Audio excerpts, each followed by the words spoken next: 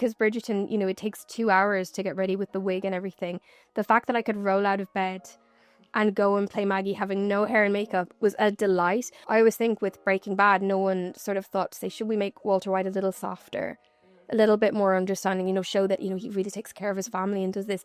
We would never. It's so patronizing. So why should female characters have to ascribe to this strange notion? I mean, there was definitely lots of moments that I thought, should I be doing this and should I quit? Because it's a difficult industry to break into, incredibly difficult, and I didn't have any connections or money, really.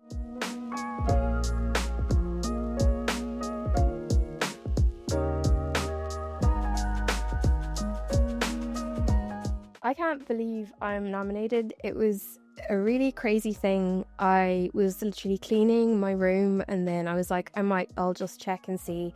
And an article came up and I read my name in the article, but all of the words moved around, so I didn't know what it meant.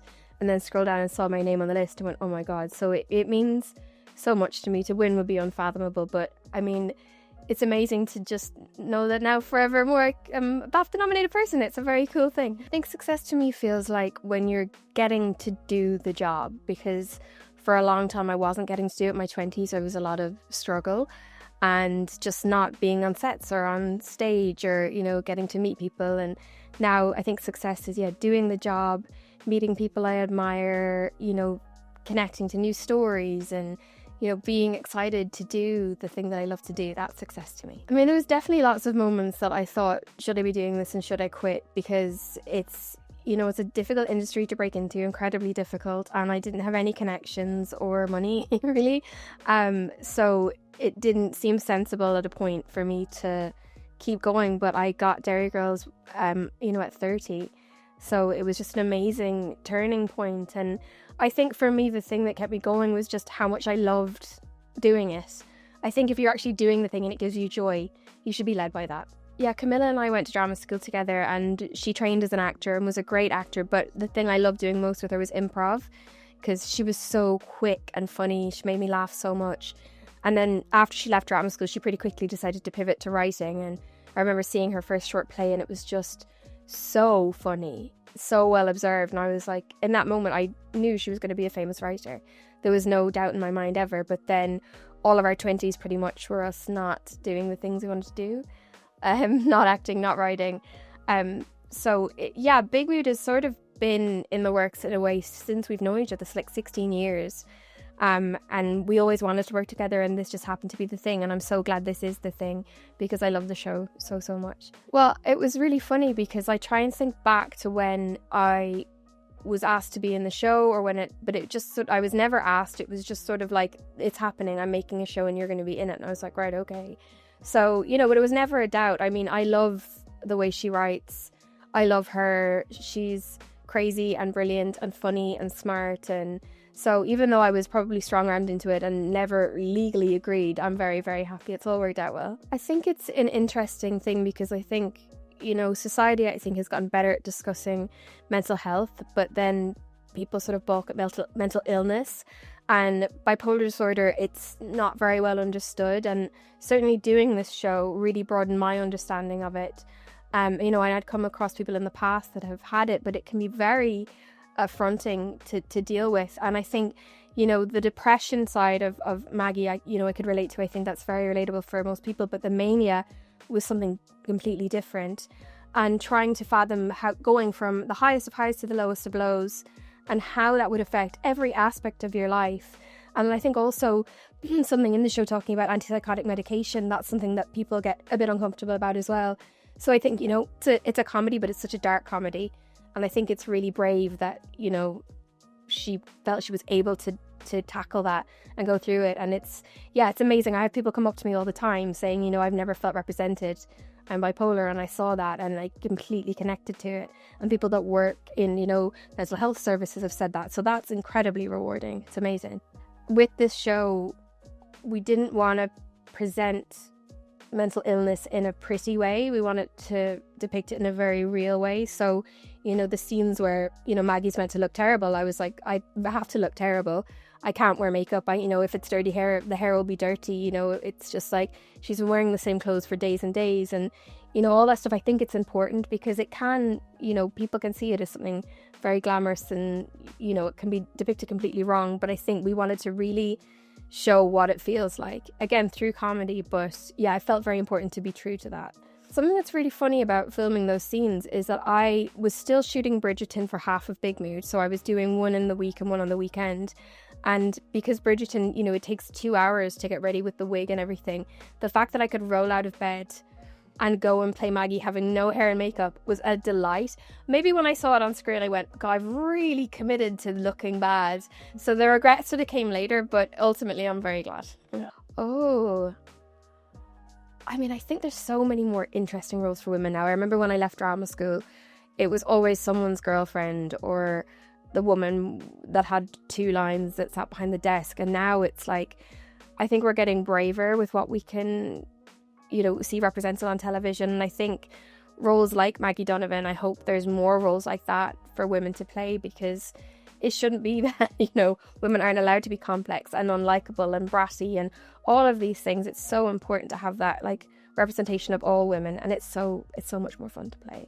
I think that viewers and reviewers massively struggle when a female character is unlikable. They often want to, say like, she's very abrasive. And I always use the same example, but I always think with Breaking Bad, no one sort of thought to say, should we make Walter White a little softer, a little bit more understanding, show that, he really takes care of his family and does this.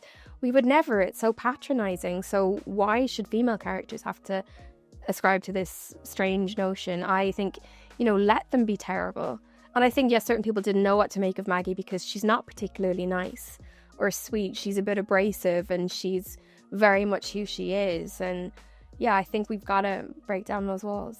I think Maggie is likable. I think I would definitely be friends with Maggie. Yeah, that's incredible. That's really exciting because our show has an incredible female director, Rebecca Asher, and it was really hard. Camilla wanted a woman off the bat. She just was like, that is something I'm determined to have. But she kind of struggled to find a female comedy director to take the helm. So Rebecca Asher came from America, where she directed on Arrested Development, on Brooklyn Nine-Nine, Grace and Frankie. She's, this incredible CV.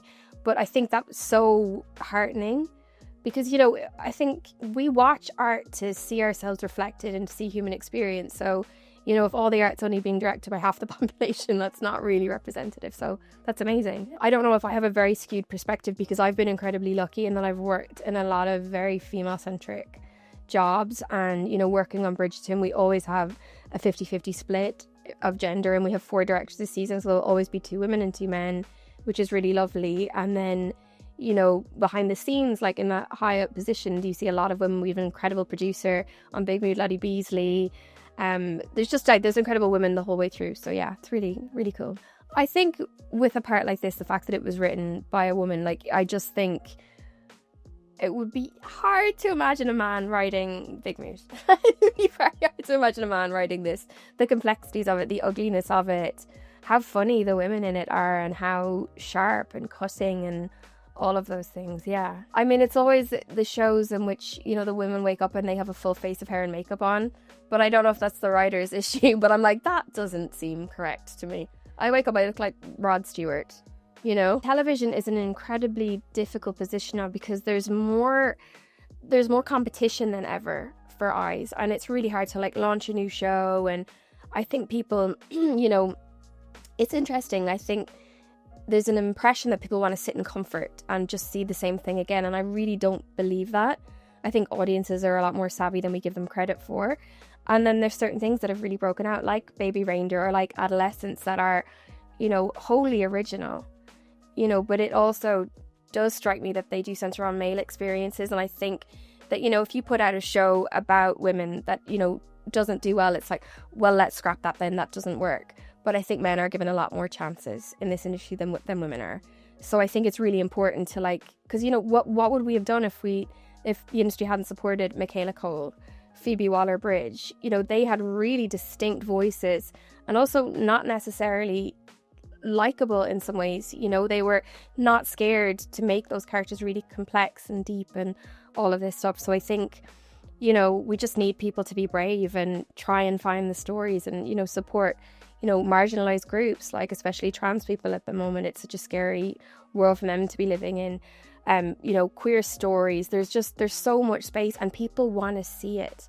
They do, because audiences, like I said, they're savvy and they want to see new, fresh stories they haven't seen before. There can be a very small vocal minority that can make it seem like the rest of the world aren't allies to the queer community, the trans community.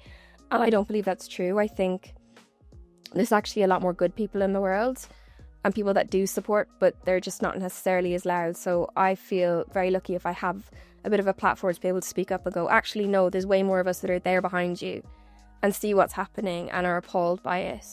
And will hopefully be able to support you and elevate your voices and watch what you make and celebrate you. And yeah, there's lots of space for that. Yeah, I always think I'd love to play like a villain, just a very, very unlikable woman that has no sort of redeeming qualities, like a Lucille Booth or, Jenna Maroney from 30 Rock. When I watch those roles, it just gives me joy.